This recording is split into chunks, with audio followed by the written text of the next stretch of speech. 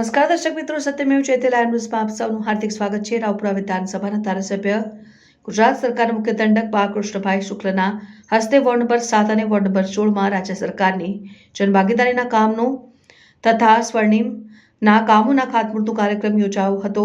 વડોદરા મહાનગરપાલિકાના ward number 7માં આવેલ સાધના નગર society Karelibaug ખાતે નવીન ડ્રેનેજ લાઇન નાખવાનું કામ અંદાજિત રકમ 23,20,715।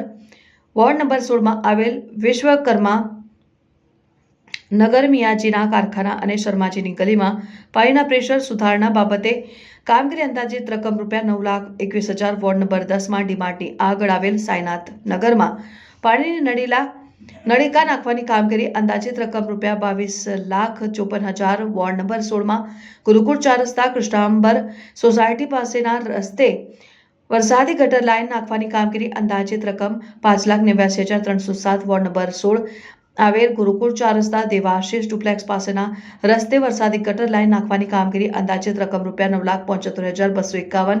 વોર્ડ નંબર 16 ભારત પેટ્રોલ પંપની પાછળ રેવાશ્રય ડુપ્લેક્સની સામેના રસ્તે વરસાદી ગટર લાઇન નાખવાની કામગીરી અંદાજિત રકમ ₹4,18,589। વોર્ડ નંબર 16માં ડભોઈ રોડ યમુના મિલ પાસેના રસ્તે વરસાદી ગટર લાઇન નાખવાની કામગીરી અંદાજિત રકમ ₹13,13,955। વોર્ડ નંબર 16માં આવેલ સોમા તળાવ બ્રિજની બાજુમાં આવેલ વસાહતમાં ડ્રેનેજ નળિકા નાખવાની કામગીરી અંદાજિત રકમ ₹11,43,000।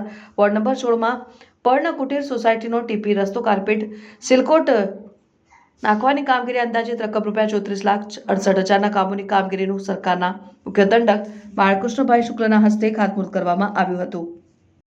સાધનાનગર સોસાયટી જે વોર્ડ નંબર 7માં આવેલી છે એ ખૂબ વર્ષો જૂની વડોદરાના જૂના સોસાયટીઓમાંની એક સોસાયટી છે।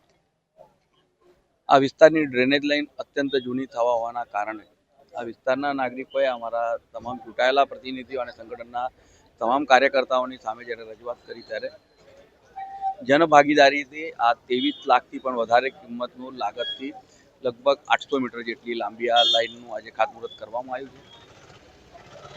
જૂના જે કનેક્શનો છે તમામ ઘરોના કનેક્શનો નવી લાઇન સાથે જોડાણ કરીને તમામ નાગરિકોને એક સાથે નવી લાઇન મળે એ પ્રકારનું આયોજન કરવામાં આવ્યું છે અને ત્યારબાદ આ બાજુની જે એક નવી લાઇન નાખેલી છે તેના અંદર જોડાણ થશે, જેથી કરીને આ વિસ્તારમાં ડ્રેનેજનો ફરીથી પ્રશ્ન ઉદ્ભવે નહીં।